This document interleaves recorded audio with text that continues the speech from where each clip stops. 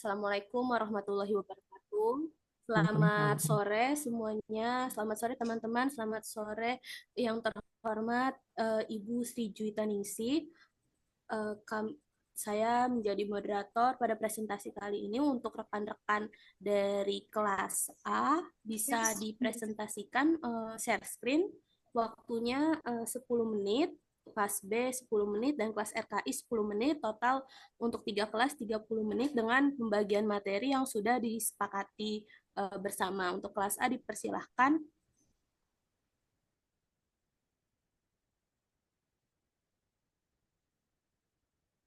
Ya, untuk presentasi kali ini akan judulnya adalah asuhan keperawatan paliatif pada pasien kanker dengan nama kelompok.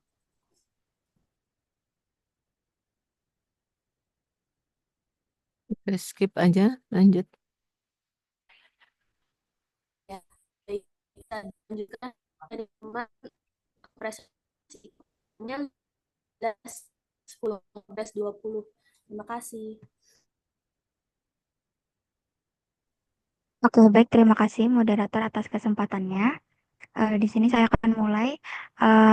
Di sini kita akan membahas mengenai kanker payudara terlebih dahulu. Kan kemarin kita sudah membahas tuh mengenai kanker itu apa, kanker secara umum.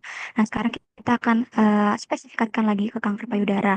Nah, kanker payudara itu sering juga disebut dengan karsinoma mamae, yang mana itu adalah tumor ganas yang tumbuh di dalam jaringan payudara dan bisa tumbuh dalam kelenjar jaringan ikat payudara yang dapat terus tumbuh di luar kendali. Seperti itu. Bisa di next.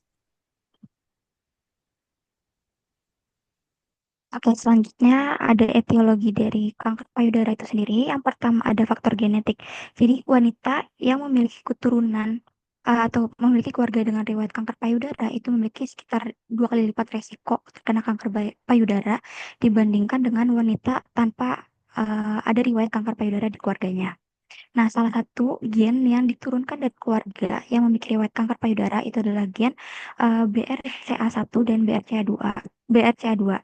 Nah, yang mana kedua gen ini itu dikenal sebagai penekan tumor dan membantu mempertahankan stabilitas DNA dan juga mengontrol pertumbuhan sel-sel baru. Nah, apabila gen tersebut itu tersebut dalam tubuh manusia ini itu mengalami gangguan, perubahan fungsi dan bermutasi sehingga fungsinya itu akan terganggu, maka akan berisiko terkena kanker payudara. Nah, yang kedua ini karena faktor hormonal. Nah, paparan hormon yang dihasilkan ovarium yaitu hormon estrogen itu emang sudah dikenal banget sebagai faktor utama dalam perkembangan kanker payudara. Jadi, semakin banyak terpapar hormon estrogen itu seorang wanita tuh semakin rentan terkena kanker payudara. Nah, hormon estrogen yang menempel pada sel dengan bakat kanker itu bisa menyebabkan sel tersebut itu membelah lebih cepat, terus menyebabkan sel tersebut itu eh, lebih tumbuhnya abnormal dan menjadi cikal bakal kanker. Nah, biasanya faktor yang dapat meningkatkan hormon estrogen itu seperti kayak menstruasi dini, terus terlambatnya menopause, terus usia kehamilan tua kan biasanya udah nggak boleh ya hamil di atas 30 tahun. Terus wanita yang menyusui bayi dengan durasi yang singkat. Nah, seperti itu. Yang mana keadaan tersebut itu dapat meningkatkan exposure wanita, tekanan gitu terhadap wanita terhadap reproduksi hormon hormon dan resiko kanker payudara. Nah, yang kedua ini ada terpapar radiasi. Nah, seperti sinar X atau radiasi dari pengobatan kanker, itu dapat merusak DNA dalam sel-sel tubuh. Nah, kalau misalkan DNA sel-sel DNA di payudara itu rusak, sel tersebut itu bisa kehilangan kemampuan untuk mengontrol pertumbuhannya. Selanjutnya gaya hidup, yaitu seperti asupan alkohol yang berat, terus obesitas, merokok, pola makanan yang eh, tidak baik, terus jarang olahraga itu merupakan contoh gaya hidup yang tidak sehat dan dapat berkontribusi yang signifikan gitu terhadap resiko kanker payudara. Jadi next.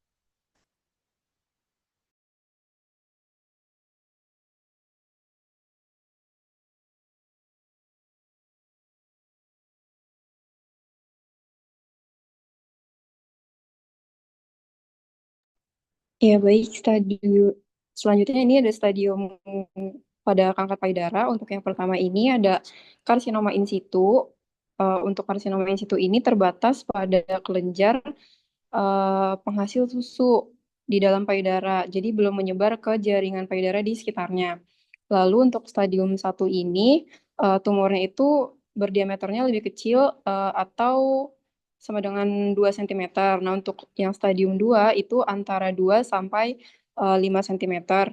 Lalu untuk stadium 3A-nya itu berdiameternya lebih dari 5 cm. Lalu untuk pemeriksaannya bisa dilakukan pada kelenjar getah bening. Nah, untuk stadium 3B itu ukurannya bisa berapapun, lalu menyebar ke kulit, tulang otot, pada dada, lalu di kelenjar getah bening juga bisa ditemukan. Lalu untuk stadium 4-nya, tumor ini sudah bermetastasis ke tempat-tempat atau organ-organ lain seperti paru atau kelenjar getah bening atau ke tulang. Next.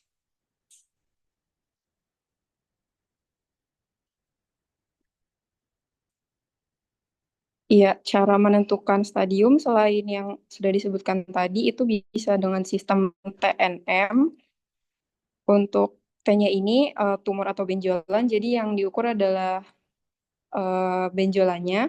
Lalu untuk N-nya ini nodes atau kelenjar, jadi dihitung berapa eh, ada berapa kelenjar yang ada di payudara. Lalu untuk metastasisnya ini tumornya sudah menyebar ke mana saja gitu.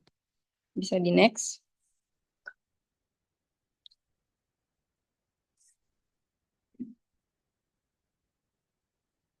Ya, untuk manajemen Baik, dan terapi itu bisa yang pertama dilakukan pembedahan payudara, jadi diambil eh, tonjolan atau jaringan, jaringan dari kankernya, lalu blood test, pemeriksaan lengkap darah, lalu mamograf, ini payudaranya di X-ray, lalu pembedahan kelenjar limfa, ini bertujuan untuk mengurangi risiko infeksi.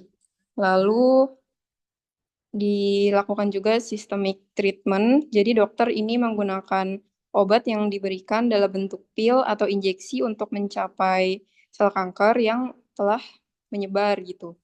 Lalu bisa dilakukan juga terapi hormon, ini eh, yang digunakan adalah hormon estrogen.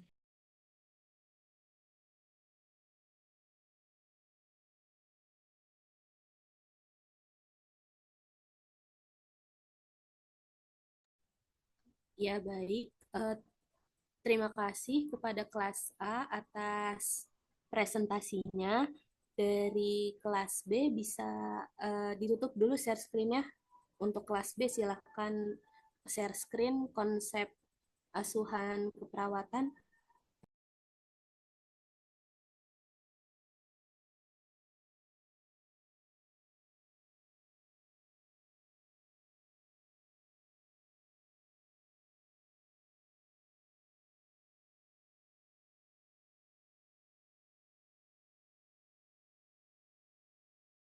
Ya,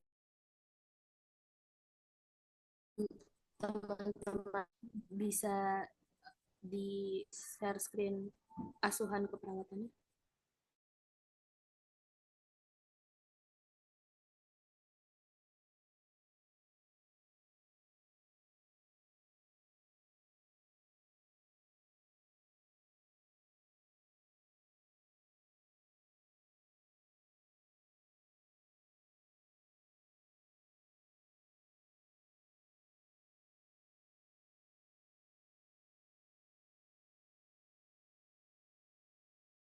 Ya baik, di sini kita masuk ke pengkajian atau konsep dasar asuhan keperawatan.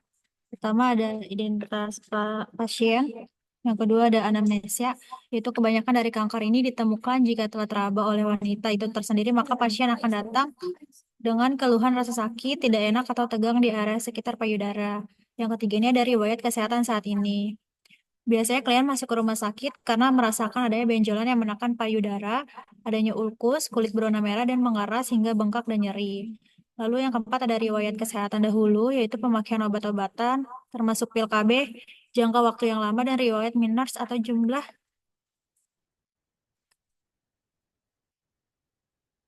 kehamilan, abortus, dan riwayat.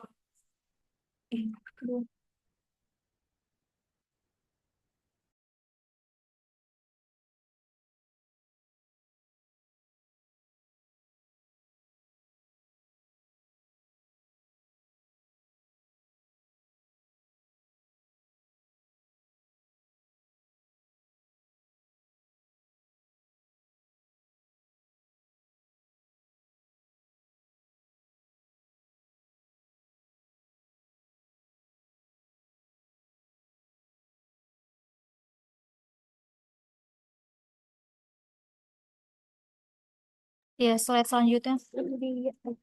Yang kelima dari riwayat kesehatan keluarga. Ada keluarga yang mengalami karsinoma atau mama ini pun keluarga kalian pernah mengidap penyakit kanker lainnya seperti ovarium dan kanker cervix. Yang keenam ada pemeriksaan fisik dilakukan mulai dari kepala sampai kaki dengan melihat segala kelainan dan tidak kenormalan yang ada pada tubuh pasien.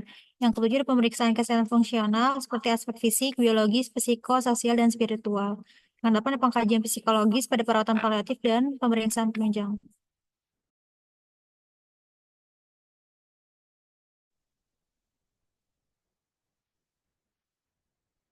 Iya, diagnosa keperawatan ini dari kanker paliatif. Kanker payudara ini ada yang pertama ada nyeri kronis berhubungan dengan penekanan saraf. Lalu ada pola nafas tidak efektif berhubungan dengan hambatan upaya jalan napas. Lalu ada nausea berhubungan dengan efek agen farmakologis. Yang keempat ada ansietas berhubungan dengan ancaman terhadap kematian. Selanjutnya, intervensi keperawatan adalah segala bentuk terapi yang dilakukan oleh perawat berdasarkan pengetahuan dan penilaian klinis untuk mencapai peningkatan pencegahan pemulihan dari kesehatan klien individu, keluarga, dan komunitas. Lalu ada implementasi keperawatan, merupakan tahap keempat dari proses keperawatan di mana rencana keperawatan dilaksanakan dan melaksanakan intervensi atau aktivitas yang ditentukan. Pada tahap ini, perawat siap untuk melaksanakan intervensi dan aktivitas yang telah dicatat dalam rencana perawatan klien. Lalu evaluasi perawatan. Tahap evaluasi ini menentukan kemajuan pasien terhadap pencapaian hasil yang diinginkan dan respon pasien terhadap dan keefektifan intervensi keperawatan, kemudian mengganti rencana keperawatan jika diperlukan. Selanjutnya. Ya. Oh ya, ini gini, gitu ya.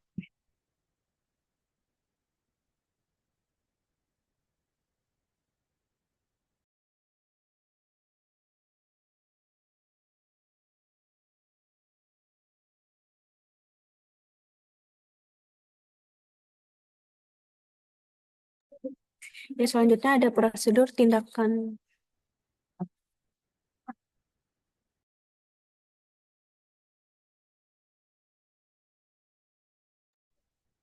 Ya, terima kasih kelas B atas presentasinya. Bisa dilanjutkan untuk kelas R.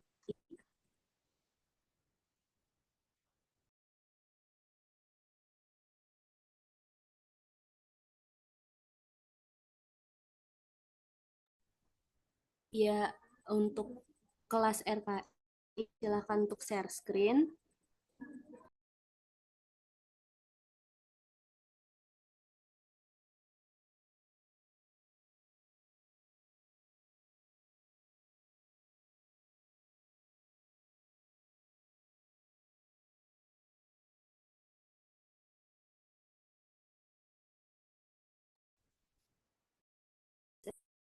Presentasikan kasus asuhan keperawatan paliatif pada pasien kanker payudara.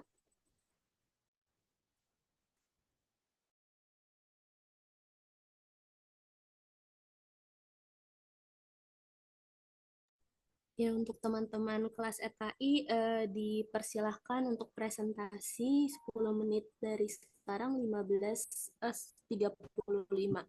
Baik, izin melanjutkan untuk kanker payudara. Kasusnya seorang perempuan punya berusia 50 tahun yang didiagnosis kanker payudara stadium 4 telah mencapai target, namun tidak memberikan hasil yang memuaskan. Pasien mengalami penyebab paru-paru. Pasien mengalami metastasis kanker paru-paru, hati, tulang, dan otak. Mengalami nyeri nafas, penurunan berat nafsu makan setelah kemo.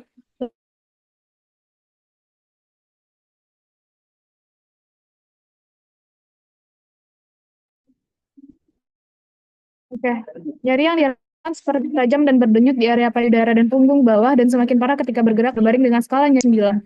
Menyebar ke lengan kiri dan punggung dan terasa konstan selama beberapa minggu terakhir. Peningkatan intensitas nyeri, pasien dan suaminya belum mengetahui bahwa kondisi pasien dapat disembuhkan dan hanya memiliki waktu hidup beberapa minggu lagi. Klien mengatakan ia tidak berdaya dan khawatir dengan kondisinya. Hasil TTV diperoleh tekanan darah 145/98, suhu 37,9, respirasi rate 26, heart rate 90 dan SpO 93%, terpasang nasal kanul 5 liter per menit. Next.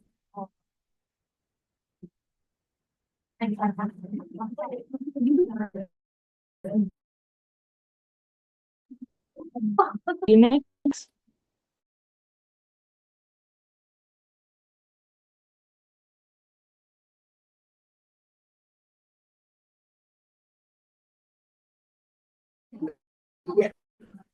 Ya, selanjutnya pengkajian pada pasien kanker payudara.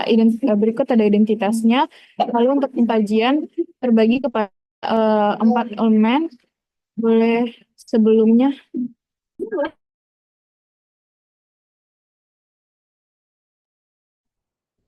Poin A boleh pengkajian awal.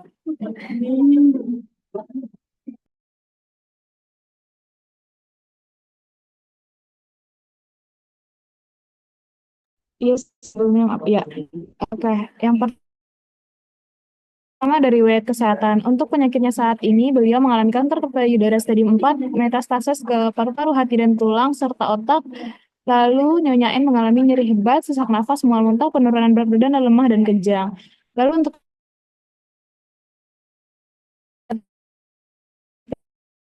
penyakit dahulu, sudah mengalami kanker payudara mencapai stadium 4, semakin memburuk kondisi.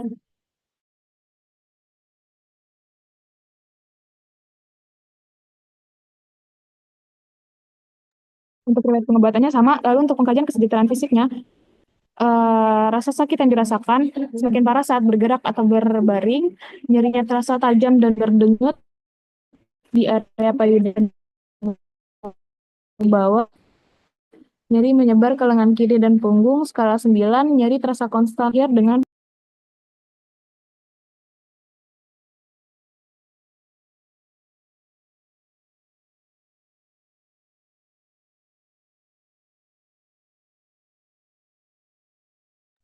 boleh di next.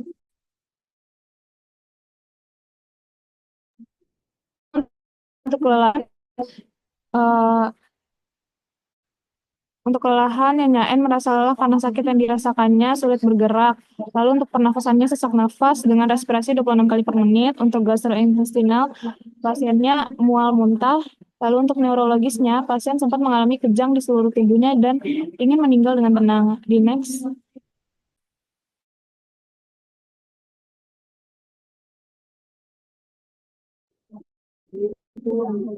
Ya, boleh di next.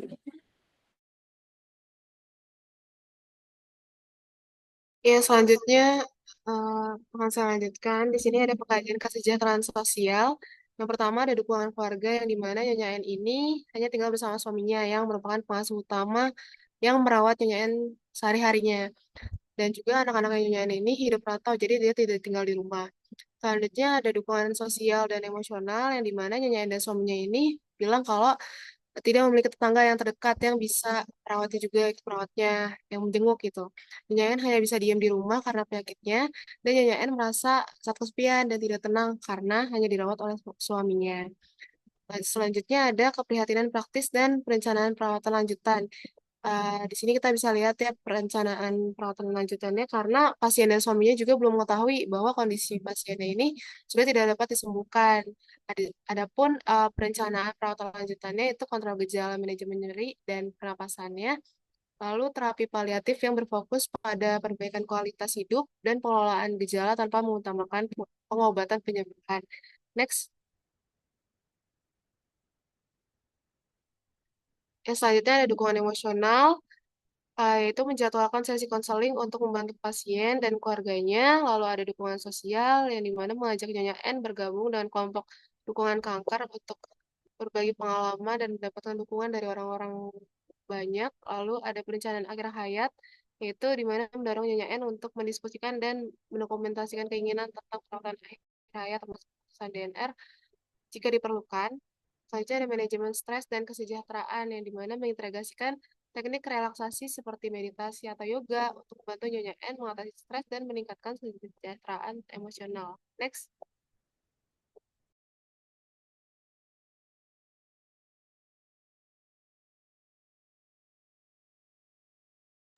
Boleh, ya. Selanjutnya ada pengkajian kesejahteraan psikologis, yaitu suasana hati dan minat, yang dimana Nyonya N ini merasa sedih dan cemas, dan juga putus asa karena kondisi penyakitnya. Lalu penyesuaian dengan penyakit, Nyonya N dan suaminya ini belum mengetahui bahwa kondisinya ini, kondisi penyakit Nyonya N sudah tidak dapat disembuhkan dan diperkirakan hanya memiliki waktu hidup beberapa minggu lagi. Lalu ada sumber daya dan kekuatan. Pasien tidak memiliki sumber daya dukungan dari keluarga atau kerabat terdekat karena seperti yang di kasus dibilang suami Nyonya N adalah merupakan salah satu pengasuh utama yang merawat Nyonya N. Lalu Nyonya N dan suami ini sering melakukan ibadah bersama di rumah. Lalu ada nyeri keseluruhan yang dimana Nyonya N mengalami nyeri di area payudara dan punggung bawah karena nyeri yang dirasa Nyonya N ini, Nyonya N jadi merasa sedih dan cemas yang membuat kondisinya semakin memburuk. Lalu ada penyakit mental yang sudah ada, tidak ada riwayat. Next.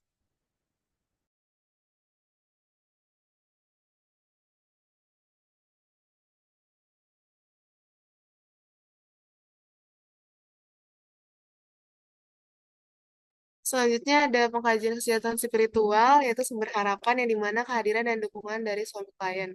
Lalu agama yang terorganisasi, klien tidak mengikuti koordinasi agama, spiritualitas pribadi dan praktik, klien memahami bahwa penyakit berasal dari Tuhan dan menerimanya. Lalu terakhir ada efek pada perawatan medis dan masalah akhir kehidupan, yang dimana klien mengalami diskusi sulit mengenai harapan dan ketakutan tentang akhir hidup, serta keinginan untuk menghabiskan waktu bersama suami. Next. Baik, selanjutnya ada diagnosa keperawatan.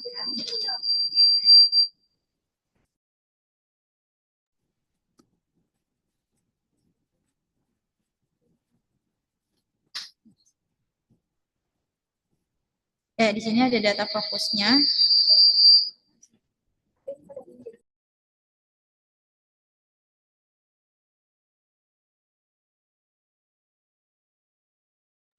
Ya, data fokus terdiri dari data subjektif dan objektif.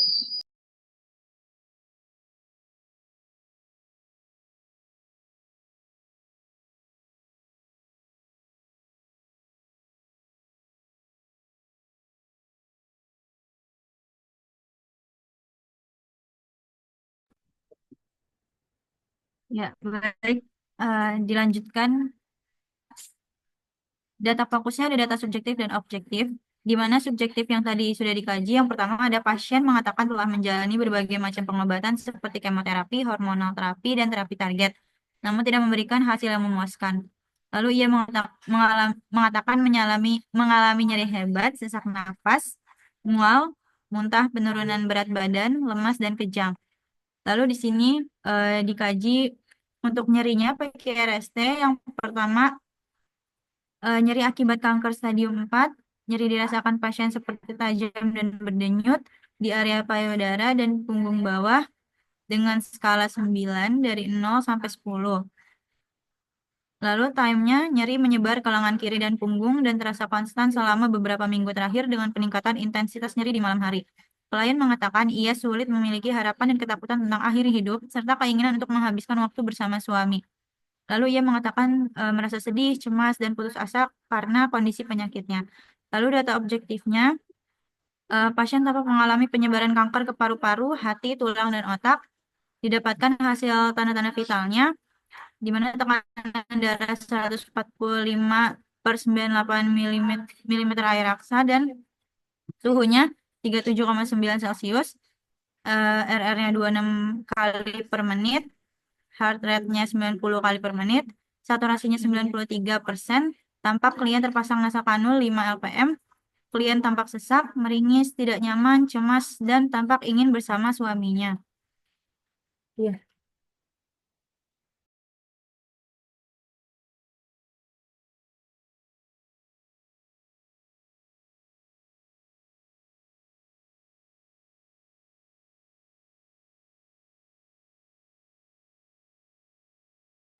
Baik, lalu didapatkan diagnosa pertama. Yang pertama, nyeri kronis karena infiltrasi tumor atau kanker mamai itu adanya pertumbuhan sel secara terus-menerus, lalu metastase sel kanker ke jaringan lain, sehingga supresi sel-sel saraf yang merangsang nyeri.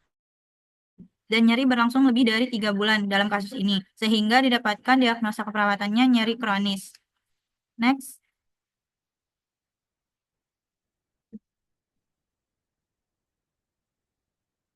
Diagnosa yang kedua yaitu pola nafas tidak efektif dikarenakan adanya hambatan upaya napas. Di kasus ini massa tumor mendesak ke jaringan luar, lalu infiltrasi ke pleura, terjadi ekspansi paru menurun, mengakibatkan pola napas tidak efektif. Next.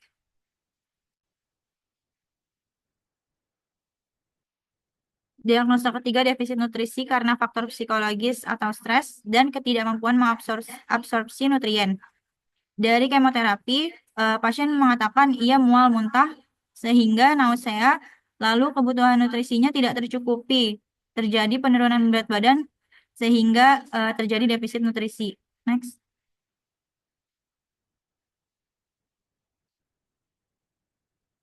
Lalu ada diagnosa terakhir yaitu resiko distres spiritual karena adanya sakit kronis. Pasien mengalami sakit kanker stadium 4 sehingga terjadi ansietas. Pasien merasa takut akan kematian sehingga pasien beresiko distres spiritual. Next.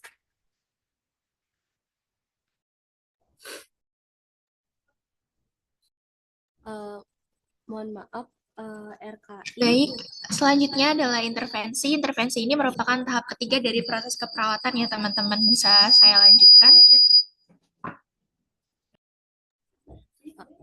Mohon maaf, RKI.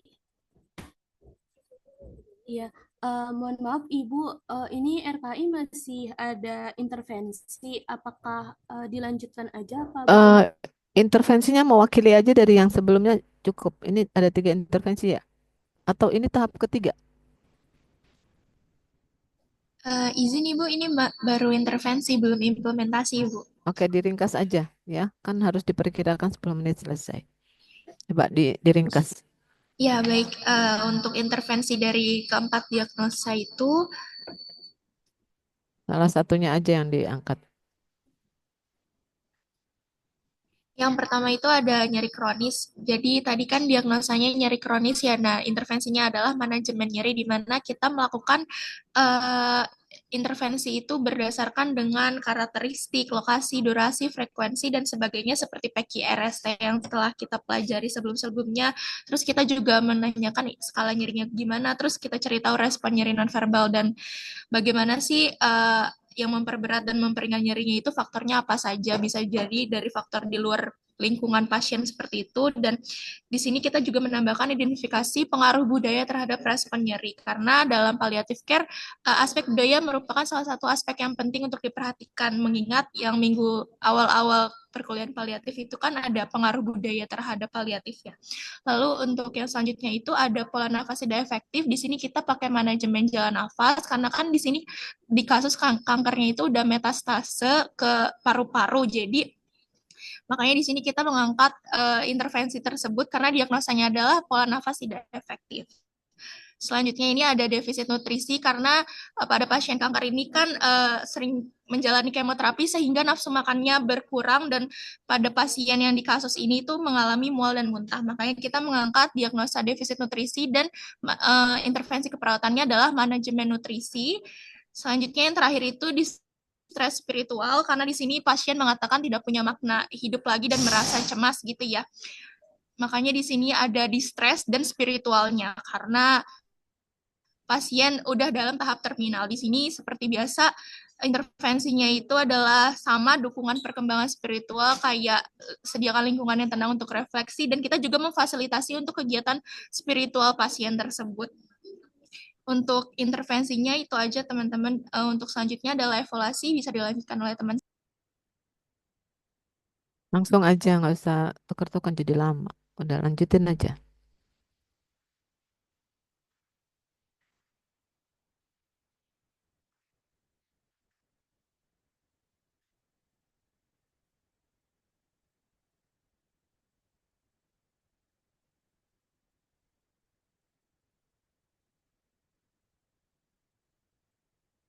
Ayo. Next.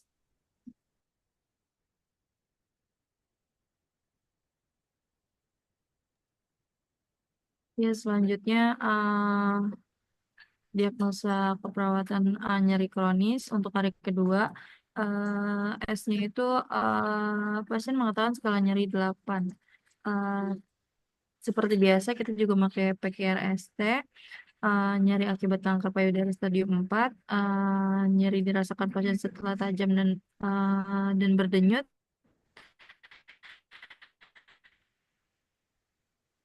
Di area dan punggung bawah nya itu 8. Pasien mengatakan nyerinya berkurang saat mendengarkan murotal dan mengikuti bacaan surat-surat pendek. Lalu O-nya itu pasien tampak mengeringis, pasien masih tampak tidak nyaman karena kesakitan. Tanda-tanda vitalnya itu ada tekanan darahnya 130 per 90.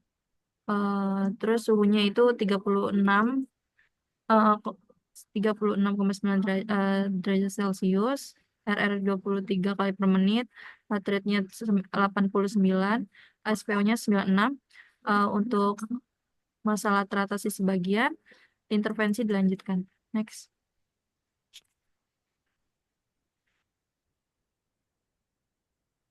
Untuk Cukup pelana satu masalah aja yang diangkat. baik Ibu.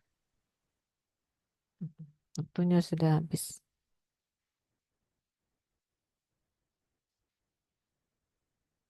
Oke, moderator.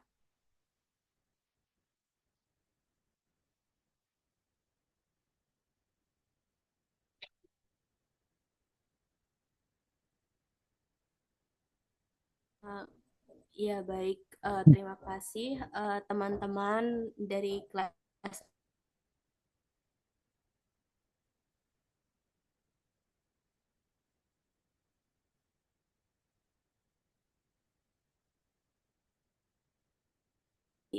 Bertanya ke kelompok Novia Setianingsih, kelompok 3, kelas 4 Anars.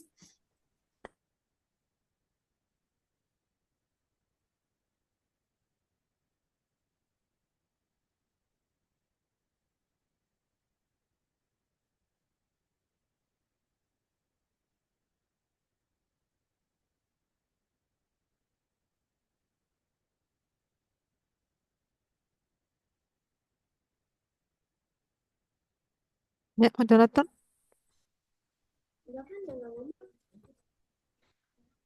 Jadi di chat Ya, box itu udah ada pertanyaan.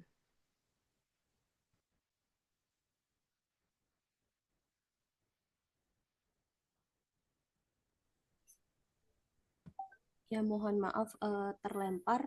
Mungkin dari kolom moderator bisa ditampilkan share screen yang berisi pertanyaan dari rekan-rekan kelompok. Dari Novia Setianingsih ingin bertanya, kenapa salah satu pemeriksaan yang digunakan untuk mendeteksi kanker payudara itu menggunakan sinar radiasi X-ray seperti contohnya pemeriksaan mamografi? Terima kasih.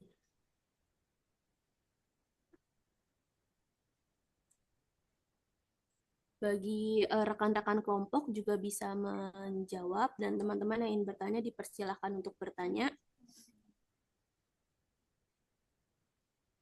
Untuk pertanyaan yang kedua, Safira Fatimah Zahra dari kelompok 5 kelas A bertanya kepada kelas 4A, saya pernah baca di suatu literatur bahwa kanker payudara ini bisa menjamur. Untuk itu bagaimana intervensinya yang bisa dilakukan? Lalu dari Reski, dalam kelompok sudah memaparkan materi, salah satunya ada faktor genetik. Pertanyaan saya, bagaimana cara kerja gen BRCA1 dan BRCA2 dalam mencegah kanker? Dan yang keempat dari kelas A, bagaimana implementasi perawatan paliatif di lapangan? Apakah sudah sesuai dengan pedoman yang ada? Untuk rekan-rekan bisa menjawab, dan rekan yang ingin bertanya dipersilahkan untuk mengetik di chat box.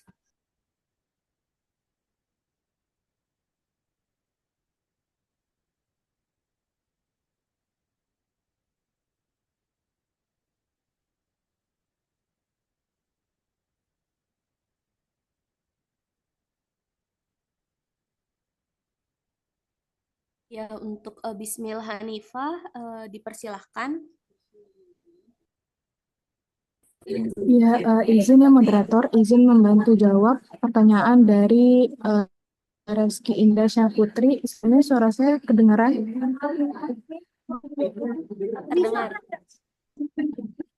Ya, mohon maaf off-cam ya, karena jaringan tidak stabil. Jadi izin menjelaskan. Untuk pertanyaan dari Anda, mungkin terdapat kekeliruan karena gen BRCA dan BRCA1 dan BRCA2 ini tidak mencegah kanker. Yang dijelaskan oleh kelompok tadi itu merupakan etiologi, yang artinya itu adalah merupakan penyebab ya. Jadi gen BRCA ini ada di dalam tubuh, fungsinya itu untuk memperbaiki sel DNA yang rusak. Dan ketika si BRCA1 dan BRCA2 ini bermutasi, otomatis untuk sel DNA ini akan mengalami uh, akumulasi mutasi lain juga, yang artinya nantinya si gen BRCA2 dan 1 ini akan mengarah ke perkembangan kanker.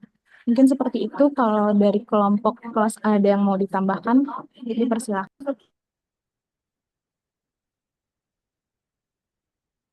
Ya, untuk teman-teman dari kelas A, dari Amelia Putri, dipersilahkan. Ya, baik. Izin masuk, moderator. Saya Melia Putri, perwakilan dari kelompok. Saya akan menjawab pertanyaan dari Fazwa. Pertanyaannya, bagaimana sih implementasi perawatan paliatif di lapangan?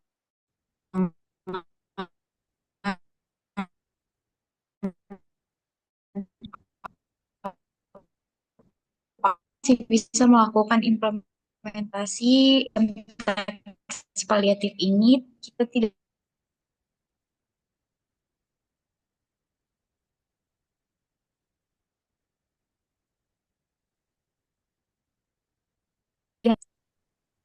Ini sinyal di ibu apa sinyal dari kalian ya? Terus putus. Izin Ibu, suaranya terputus-putus. Berarti sinyal dari sini ya, sinyal di ibu ya. Ibu pakai tethering coba ya. Masih putus-putus.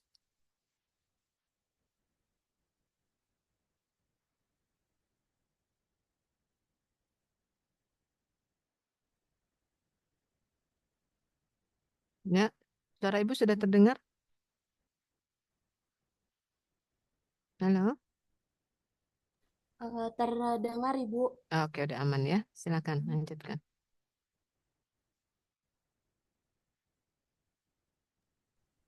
Ya, dari rekan kelompok mungkin bisa dilanjutkan.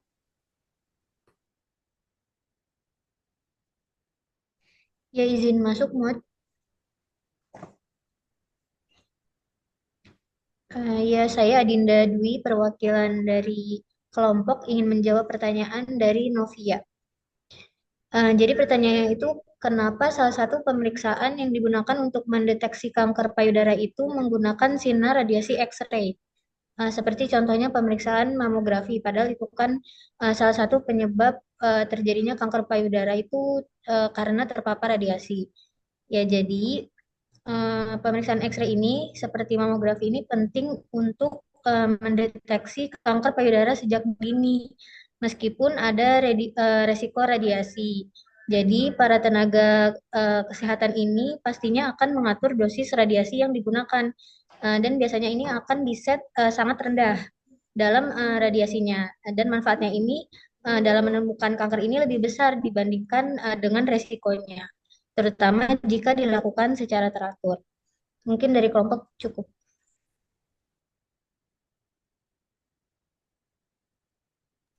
Ya baik, terima kasih atas jawabannya. Mungkin dari Dea bisa ditambahkan.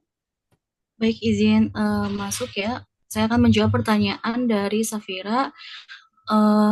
Bagaimana intervensi yang dapat dilakukan kepada pasien yang kanker payudara ini bisa berjamur? Intervensi yang dilakukan pada pasien dengan kanker payudara yang mengalami luka fungating itu melibatkan pendekatan holistik dan multidisiplin. Kemudian ada beberapa intervensi yang diidentifikasi dalam kajian tersebut. Yang pertama ada pengkajian holistik, yaitu melakukan penilaian menyeluruh terhadap kondisi pasien, termasuk penyebab dan tahap kanker. Kemudian pemahaman pasien tentang penyakitnya, kemudian status gizi, serta dampak psikososial dan juga spiritual dari penyakit dan luka yang dialami. Kemudian yang kedua ada manajemen gejala, yaitu fokus pada pengelolaan gejala utama. Yang sering ditemukan itu yang pertama ada malodor, yaitu penanganan dapat dilakukan dengan penggunaan antibiotik seperti metronidazole, kemudian serta obat topikal dan desinfektan. Kemudian ada nyeri, yaitu menggunakan pendekatan yang mencakup analgesik sesuai dengan konsensus manajemen nyeri. Serta juga terapi komplementer seperti relaksasi dan akupuntur. Lalu ada eksudasi, yaitu menggunakan balutan yang dapat menyerap eksudat berlebih dan mencegah infeksi. Kemudian ada juga maserasi periwon, yaitu menggunakan proteksi periwon dan balutan suprabsorben untuk mencegah kerusakan kulit di sekitar luka. Lalu ada perdarahan, yaitu intervensi dapat mencakup penekanan langsung, penggunaan agen hemostatik dan terapi radiasi jika diperlukan. Lalu ada dukungan psikososial dan spiritual. Nah, memberikan dukungan psikologis melalui konseling dan melibatkan keluarga dalam perawatan dan meningkatkan kualitas hidup pasien.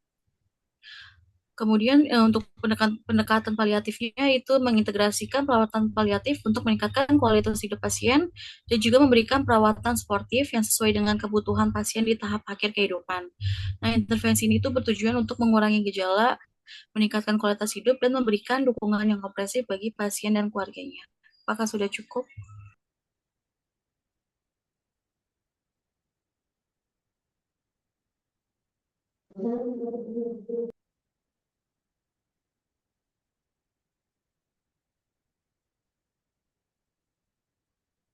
Ya baik, terima kasih Dea atas jawabannya. Ada pertanyaan baru juga dari Sabrina Novilda. Dipersilakan terlebih dahulu untuk Amelia Putri.